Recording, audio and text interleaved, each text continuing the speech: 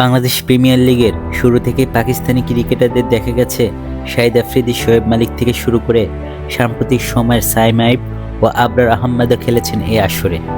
আসন্ন মৌসুমে নিলাম থেকেও বেশ কয়েকজন পাকিস্তানি তারকাকে দলে নিয়েছেন বিভিন্ন ফ্র্যাঞ্চাইজি। তবে পুরো মৌসুম জুড়ে তাদের পাওয়া যাবে কিনা তা নিয়ে তৈরি হয়েছে অনিশ্চয়তা। ক্রিকেট বিষয়ক ওয়েবসাইট ক্রিকবাজ জানিয়েছেন, পাকিস্তান দলের ব্যস্ত আন্তর্জাতিক সূচির কারণে বেশিরভাগ খেলোয়াড়ই পুরো টুর্নামেন্ট খেলতে পারবেন না। ফলে দলগুলো আগে থেকেই বিকল্প খোঁজার প্রস্তুতি নিচ্ছে। ডিসেম্বর 26 তারিখ থেকে আগামী বছর 23শে জানুয়ারি পর্যন্ত বিপিএল হওয়ার কথা। এই সময় পাকিস্তানের দুটি টি-20 সিরিজ রয়েছে। এক ফ্র্যাঞ্চাইজিস কর্মকর্তা ক্রিকবাজে বলেন, জানুয়ারির মাঝামাঝি শ্রীলঙ্কার বিপক্ষে সিরিজ আছে আর জানুয়ারির শেষ দিকে অস্ট্রেলিয়ার সঙ্গে খেলবে তারা। তাই পুরো মৌসুম পাকিস্তানি ক্রিকেটারদের পাওয়া যাবে না, এটা আমরা আগেই জানি।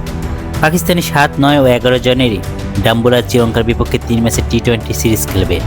বিশ্বকাপের প্রস্তুতির অংশ হিসেবে শ্রীলঙ্কার ক্যাম্পও করবে দলটি। এরপর জানুয়ারির শেষ দিকে তারা অস্ট্রেলিয়ার বিপক্ষে আরেকটি 3 ম্যাচের টি-20 সিরিজ খেলবে। এরপরই পাকিস্তান দল আবার শ্রীলঙ্কা যাবে টি-20 বিশ্বকাপের অংশ নিতে। আগামী 7ই ফেব্রুয়ারি থেকে 8ই মার্চ পর্যন্ত চলবে এই বিশ্বকাপ, যা হাইব্রিড মডেলে যৌথভাবে আয়োজন করেছে শ্রীলঙ্কা ও ভারত। বাশার সবুজ, নেক্সট নিউজ 24।